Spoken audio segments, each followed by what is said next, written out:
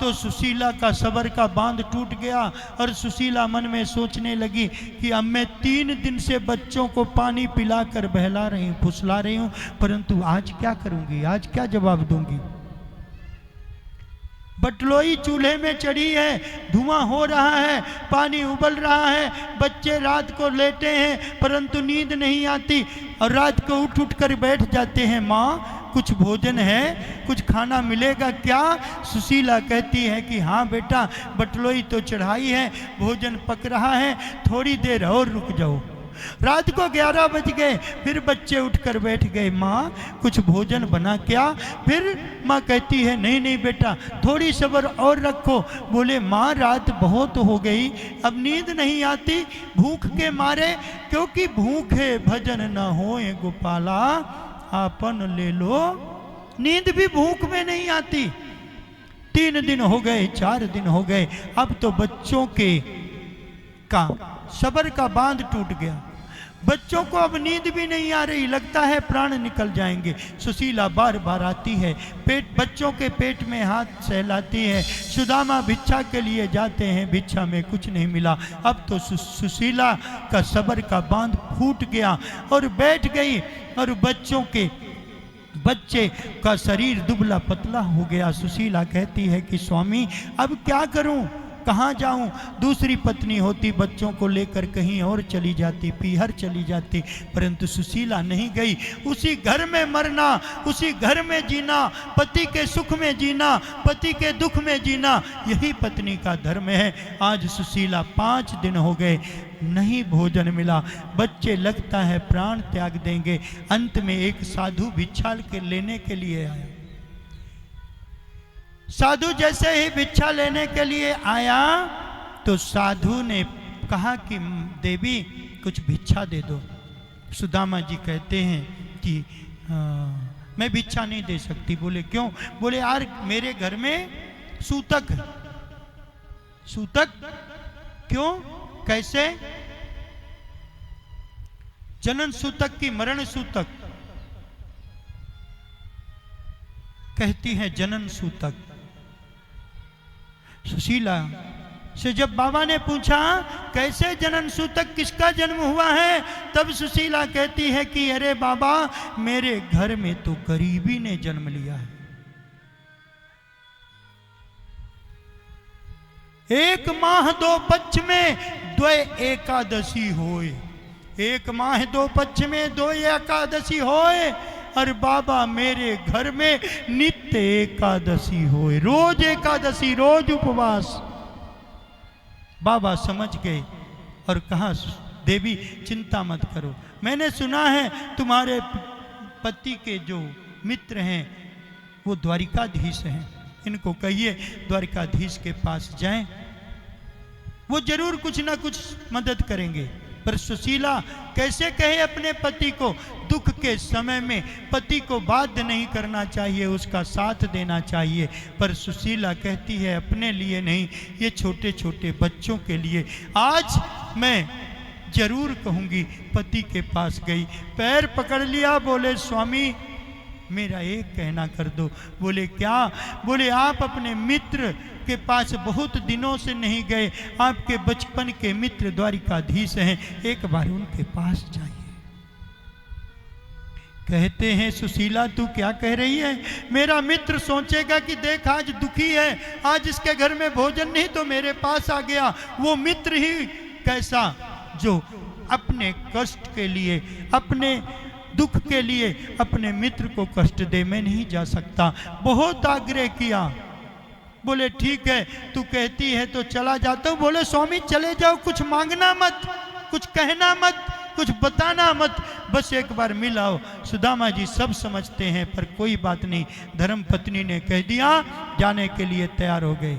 और सुदामा की धर्म पत्नी क्या करती हैं? क्यों? क्योंकि समझदार है, समझती है जब किसी के घर जाएं, बहन बेटी के घर जाएं, मित्र के घर जाएं, भगवान के घर जाएं, कथा में जाएं, कोई बड़े से बड़े के पास जाएं तो कुछ ना कुछ लेकर जाना चाहिए।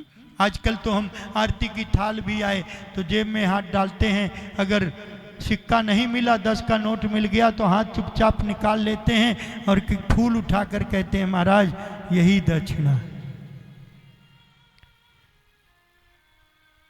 नहीं है, परंतु फिर भी क्या किया सुशीला ने, ऐसी परिस्थिति में कुछ ना कुछ, पत्रम पुष्पम फलम तो यम जामे भक्ता प्रयच्छति। सुशीला की कहाँ गई, याचयिता चतुर्मुष्टिन, पड़ोसियों के यहाँ 4 घरों में गई और 4 घरों से चावल मांगकर 4 मुट्ठी लाई। एक टुकड़ा फटा सा पड़ा था पुराना, उसी में बांध दिया और बांधकर स्वामी को दिया। बोले स्वामी मित्र के घर खाली हाथ नहीं जाना चाहिए। कन्हैया ने कहा ठीक है, कांख में दबा ली, चल दिए। और महाराज कहते हैं बड़ी दूर नगरी, बड़ी दूर नगरी, बड़ी दूर नगरी, बड़ी दूर नगरी, दूर नगरी, बड़ी दूर नगरी। कैसे आऊं रे सावरिया, कैसे आऊं रे सावरिया, तेरी गोकुल नगरी, बड़ी दूर नगरी, दूर नगरी, बड़ी दूर नगरी, हाय दूर नगरी, बड़ी दूर नगरी। रात में आऊं तो काना डर मोहे लागे, रात में आऊं कान्हा डर मोहि लागे, डर मोहे लागे, शर्म मोहे लागे, डर मोहि लागे, शर्म मोहि लागे, डर मोहे लागे, शर्म मोहे लागे। डर मोहि लागे, शर्म मोहि लागे। दिन में आऊं तो देखे सारी नगरी, बड़ी दूर नगरी, दूर नगरी, बड़ी दूर नगरी, दूर नगरी, बड़ी दूर नगरी। कैसे आऊं मैं सावरिया, कैसे आऊं मैं सावरिया, तेरी गोकुल नगरी, बड़ी दूर नगरी, दूर नगरी, बड़ी दूर नगरी, दूर नगरी, बड़ी दूर नगरी।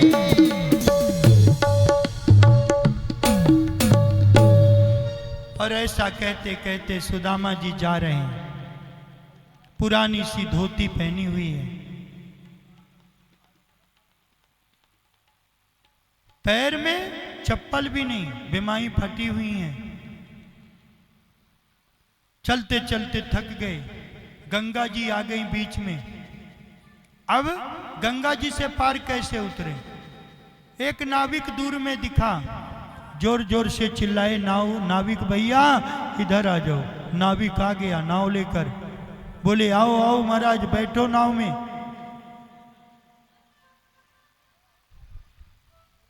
सुदामा जी जैसे बैठने लग गए तो नाविक कहता है कि भाई कुछ दक्षिणा अच्छिणा है।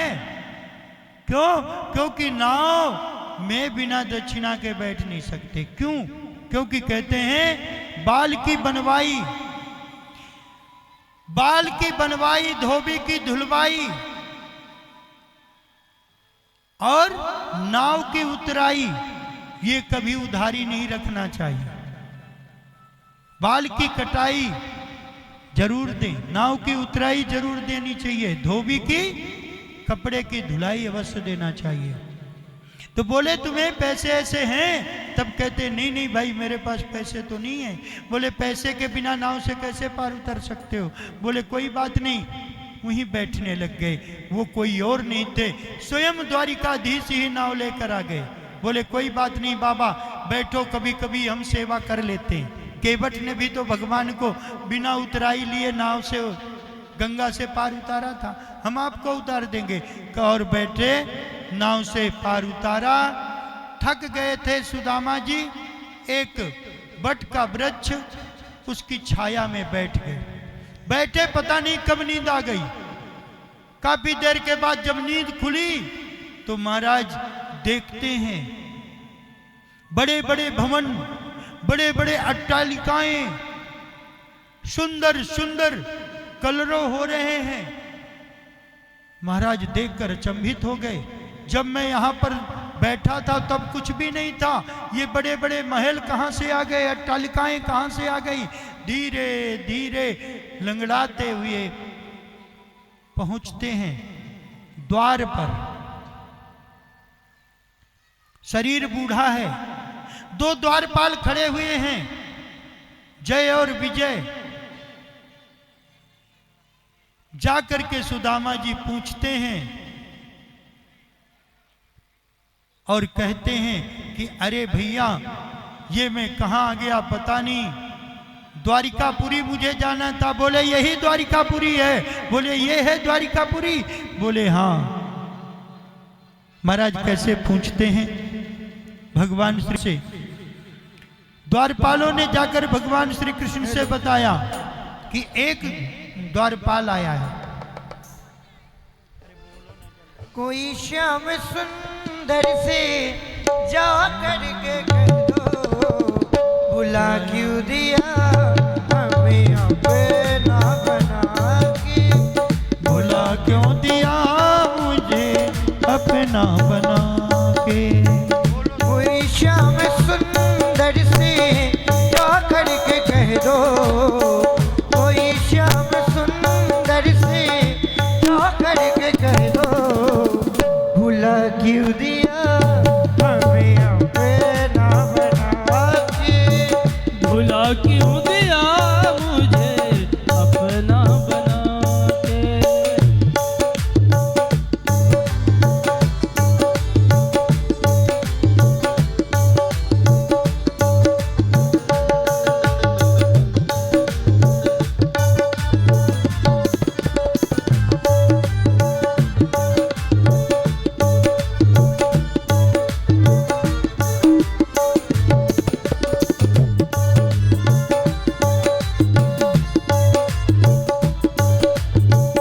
अभी मैंने तुमको निहारा नहीं है, तुम्हारे सिवा कोई प्यारा नहीं है, तुम्हारे सिवा कोई प्यारा नहीं है। चले क्यों गए श्याम दीवाना बना के, भुला क्यों दिया हमें अपना बना के। भुला क्यों दिया मुझे अपना बना के। कोई श्याम सुंदर से जा करके कह दो, कोई श्याम सुंदर से जा करके कह दो, भुला क्यों दिया हमें अपना बना के। भुला क्यों दिया मुझे अपना बना के।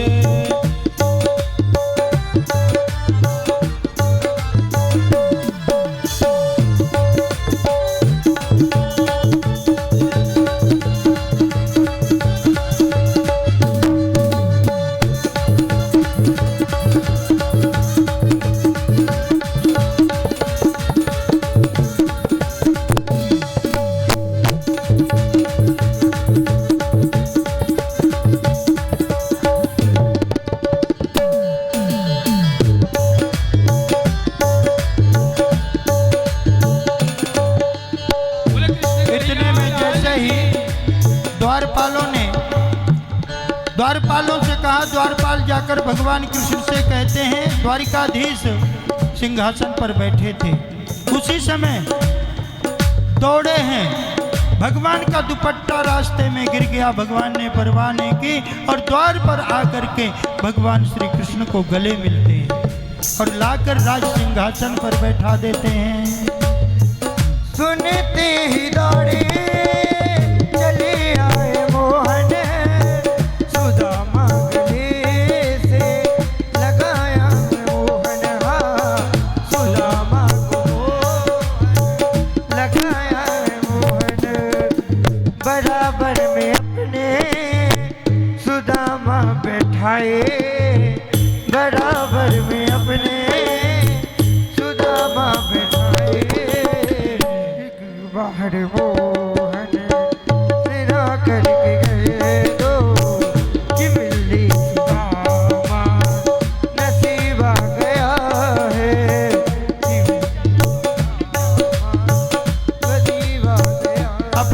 सिंहासन में प्रभु ने सुदामा को बैठाया और बैठा करके प्रभु ने जब सुदामा की दीन दशा देखी, कैसी दशा है, शीश पगा न जगा तन पे प्रभु जाने को आही बसे कहीं ग्रामा, धोती फटी सिलटी दुपटी अरु पाए उपा नह की नहीं सामा, द्वार खड़े द्विज दुर्बल एक रहो चकिसो वसुदाय विरामा, पूछत दीन दयालो को घर,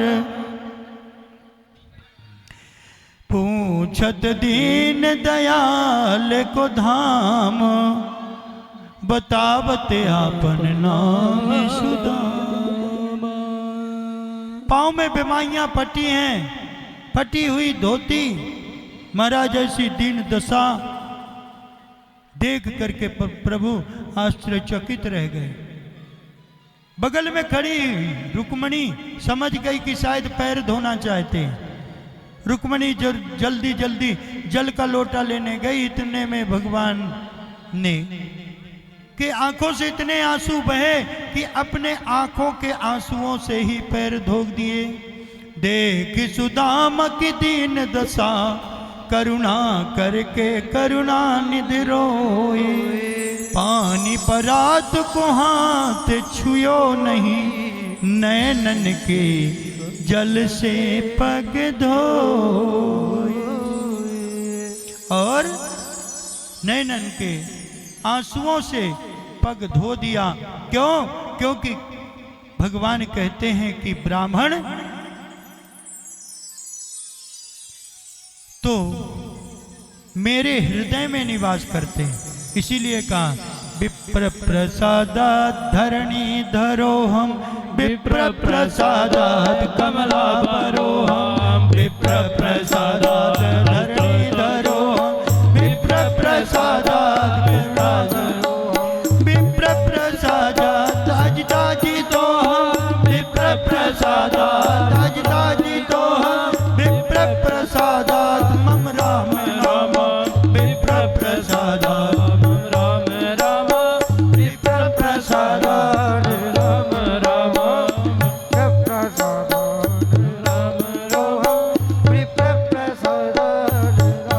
भगवान कहते हैं आज जो कुछ भी मैं हूँ ब्राह्मणों की कृपा से हूँ, ब्राह्मणों के प्रसाद से हूँ, इसलिए ब्राह्मण ही मेरा हृदय है और ब्राह्मण के बिना मेरा जीवन बेकार। और महाराज प्रभु ने राज सिंहासन पर बगल में सुदामा जी को बैठा लिया और सुदामा जी से बात करने लगे। अपि ब्रह्मण गुरुकुलाद भवता लब्धा दक्षिणात्, और सब सामयिक चर्चा करने लग गए। इतने में कहते हैं कि भैया सुदामा थक गए होंगे। सुदामा के जो कपड़े थे भगवान कृष्ण उतरवा करके धोबी को दे दिए, बोले भैया धो कर लाओ और राजसी वस्त्र धारण करा दो। भगवान बालकृष्ण प्रभु पूछते हैं कि मेरे लिए भाभी ने क्या भेजा है। सुदामा जी ने संकोच में कुछ नहीं कहा। बगल में चावल की पोटली दबाई है, परंतु उसको निकाले कैसे, क्योंकि पुराने कपड़े में है। अब द्वारिकाधीश का महल देख करके बड़ा संकोच लग रहा है। कई बार हम अपने मित्रों के पास जाते हैं, रिश्तेदारों के पास, अगर हम गरीब हैं, अच्छे कपड़े नहीं, अच्छे जूते नहीं, तो बड़ा संकोच लगता है कि कहीं ऐसा न कहें कि कहाँ से मगनियन जैसे कपड़े पहन के आ गया, ये हमारे कैटेगरी का नहीं है। आजकल लोग कैटेगरी देखते हैं, पर भगवान कैटेगरी नहीं देखते, भगवान तो दिल देखते हैं। परंतु सुदामा को संकोच लग रहा है। बार बार कहते हैं भैया तैने बिना बताए विवाह कर लिया, शादी में हमको नहीं बुलाया, कोई बात नहीं, परंतु जो भाभी ने हमारे लिए भेजा है वो तो दे दे। कहते नहीं, भाभी ने कुछ नहीं भेजा। बार बार कांख में दबे हुए चावल को छिपाते हैं। अंत में भगवान श्री कृष्ण देख लेते हैं और जोर से पोटली को खींच लेते हैं और खींच करके पोटली को खोलकर भगवान अपने मुंह में चावल डालते हैं। एक मुष्टिका चावल से 1 लोक दे दिया और 2 मुष्टिका चावल से 2 लोक दे दिए और मन में कह दिया कि जाओ सुदामा, तुम्हारा लोक मंगल हो। जैसे तीसरी मुष्टिका भरी, इतने में बगल में खड़ी हुई रुक्मणी ने हाथ पकड़ लिया और कहा, प्रभु बहुत चावल मत खाओ, कच्चे चावल नुकसान करते। समझदार पत्नी का धर्म यही है कि दूसरे को पता न लगे अपनी बात कह दी। पर आजकल क्या है, हम समाज में ही कह देते हैं, तुमको समझ में नहीं आता है। इतना पंडित जियों को दक्षिणा भर भर के दिया जा रहा है। परंतु ऐसा नहीं कहा रुक्मणी ने। रुक्मणी ने कहा ज्यादा चावल मत खाओ, पेट खराब हो जाएगा। भगवान का हाथ पकड़ लिया। सुदामा जी भी कहते हैं कि हाँ कन्हैया, तेरी पुरानी आदत नहीं गई, चावल खाएगो पेट खराब है जाएगो, इसलिए चावल खाना बंद करो। भगवान ने 2 मुष्टिका चावल से 2 लोक दे दिए चावल खाना। प्रभु ने वो चावल रुक्मणी जी को दे दिए और इधर प्रभु आज सायंकाल का समय 56 भोग लगाया। प्रभु अपने भक्त को निष्कंटक बनाकर भेजते। एक कांटा गहरे छुपा हुआ था, पैर धोते समय जब साफी से पोंछने लग गए तो पैर में अटक गया। प्रभु ने अपने बगल में खड़ी हुई रुक्मणी ने जैसे देखा, सोचा सुई लेकर आओ, इतने में प्रभु ने दांत से ही निकाल दिया। प्रभु तो अपने भक्त को निष्कंटक बनाते हैं। रात्रि विश्राम किया, 56 भोग ग्रहण किया। भोजन करते समय सुदामा सोचते हैं, मैं यहाँ 56 भोग खा रहा हूँ और मेरे बच्चे वहाँ भूखे सो रहे। आंखों से अश्रुधारा बहती है। रात्रि विश्राम करते हैं, प्रातःकाल होती है। भगवान श्री कृष्ण कहते हैं कि भाई तू बता, तेरा विवाह कितने हुए? तब सुदामा जी कहते हैं कि कन्हैया, मैं एक विवाह से ही नहीं उभर पा रहा हूँ, एक विवाह हुआ है, बस उसी से मैं अपना जीवन यापन कर रहा हूँ। और बोले तेरे? तब कहते हैं कि सुदामा, तुमने अपने विवाह में मुझे नहीं बुलाया। तो बोले तैने कब बुलाया? बोले मैं क्या करूं, मेरा एक विवाह हो तो बुलाऊं 16,108 विवाह, और कोई भी विवाह बिना झगड़े के नहीं हुआ, हर विवाह में झगड़ा हुआ।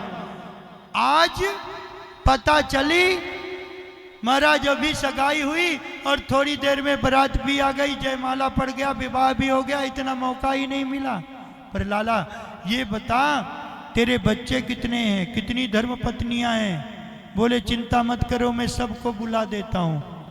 रुक्मणी, सत्यभामा, जाम्बती, लक्ष्मणा, महाराज सब बारी बारी से आकर के सब प्रणाम करती हैं। 1 हुई, 2 हुई, 3 हुई, 100 हो गई, 200 हो गई, 500 हो गई, 1100, 2100। महाराज अंत में सुदामा जी सबको आशीर्वाद देते हुए कहते लाला और कितनी है? बोले अभी तो ये शुरुआत है, 16,108 है। बोले लाला मैं हार गया हूँ, मेरे हाथ थक गए हैं, एक काम कर, मैं तुझे ही आशीर्वाद देता हूँ, तू सबन को दे दिए। बोले ठीक है। और महाराज सबको एक साथ सुदामा जी आशीर्वाद देते हैं। धीरे धीरे समय पूरा हुआ। सुदामा जी मन में सोचते हैं कि आज ऐसी परिस्थिति क्यों, ये कन्हैया इतना बड़ा आदमी क्यों, गरीब में क्यों? भगवान कृष्ण ध्यान दिलाते हैं कि सुदामा जी तुम्हें याद है एक बार हम दोनों लकड़ी काटने गए थे, जोर की बारिश होने लगी, माँ ने वो चने दिए थे, बोले दोनों खा लेना, और तुम पेड़ में चढ़ के अकेले खा लिए थे। जब मैंने पूछा कि कट कट की आवाज कहाँ से आ रही, तो तुमने कहा कि बारिश हो रही है और बारिश की बूंदें पड़ रही हैं, इसलिए चट चट की आवाज हो रही थी। कन्हैया ने जब इस प्रकार ध्यान दिलाया, कन्हैया का अभिप्राय कि आज इसी वजह से ऐसा हुआ, पर वो चने की वजह नहीं थी। एक बार क्या हुआ, कोई संत भिक्षा लेने आए। उस समय गुरु माता ने थोड़े से चने रखे थे, पर वो चने भिखारी को दे देती तो सोचा कि जब विद्यार्थी जंगल जाएंगे उनको क्या दूंगी, इसलिए गुरु माता ने झूठ बोल दिया था। कहा था कि कोई भिक्षा नहीं है। उस संत ने श्राप दे दिया था कि गुरु माता आप झूठ बोल रही हैं, जो इस चना को खाएगा वो गरीब हो जाएगा। ये बात सुदामा जी ने सुन ली थी। सुदामा जी ने इसलिए चने अकेले खा लिए थे कि मेरा कन्हैया गरीब ना हो, मैं गरीब हो जाऊं तो कोई बात नहीं, मैं दरिद्री हो जाऊं तो कोई बात नहीं, पर मेरा कृष्ण दरिद्री नहीं होना चाहिए, इसलिए सुदामा जी ने अकेले खाए। आज कन्हैया वही याद दिलाते हैं कि कहीं ना कहीं ये जो परेशानी का कारण है वो ये है, और हमारे जीवन में भी कई बार ऐसे भूल चूक हो जाते हैं। सुदामा जी रात्रि विश्राम किए, प्रातः काल हुआ, सुदामा जी जाने लगे। जैसे जाने लगे उसी समय क्या हुआ कि कपड़े मंगाए धोबी वाले जो प्रेस करके रखे थे। सुदामा जी ने सोचा कन्हैया से मैंने कुछ मांगा नहीं, कन्हैया ने मुझे कुछ दिया नहीं, मैं क्या लेकर जाऊं। परंतु जब जाने लगे तो महाराज मन में सोचा कि कोई बात नहीं, ये कपड़े ही, इनमें हीरे जवाहर आदि लगे हैं, बेच करके गुजारा हो जाएगा। परंतु वो भी उतरवा लिए जाते समय, पहले वाले कपड़े दे दिए। सुदामा जी तब भी भगवान कृष्ण को नहीं कहते कि मुझे कुछ चाहिए। आज का व्यक्ति होता सबसे पहले जाकर मांगना शुरू कर देता है। और जो बड़े बड़े लोग हैं ना, अगर कोई पहुंच जाए, कोई त्योहार हो, कोई फंक्शन हो, वो पहले समझ लेता है गेट में पंडित जी ने बेल बजाया है, जरूर पर्ची काटने आ गए होंगे। पहले से कोई बहाना कर सकता है। मैं किसी दिन एक भक्त को मिलने गया TDI में, पहले दरवाजा खोल के देखा, जब मुझको देखा तो दरवाजा बंद करने लग गया। जैसे दरवाजा बंद किया तो मैंने कहा माता जी मैं कुछ लेने नहीं आया हूँ, एक सूचना देने आया हूँ। बोले क्या क्या? अरे आइए आइए शास्त्री जी, बैठिए बैठिए। मैंने कहा मैंने ये कहा है कि मंदिर में होली का कीर्तन है, तो आप सब लोग पधारिए। मैं समझ गया। तो कहने का अभिप्राय, कई बार हमारे अंदर ऐसी भावनाएं होती हैं, पर सुदामा जी ने नहीं कहा। भगवान ने दे तो सब कुछ दिया, पर सामने कुछ दिख नहीं रहा। ऐसे हमारे जीवन में होता है, भगवान बहुत कुछ देता है पर हम जान नहीं पाते। अंततः क्या हुआ कि महाराज सुदामा जी चल दिए। मन में सोच तो रहे हैं कृष्ण ने कुछ दिया नहीं, कोई बात नहीं, मैं मांग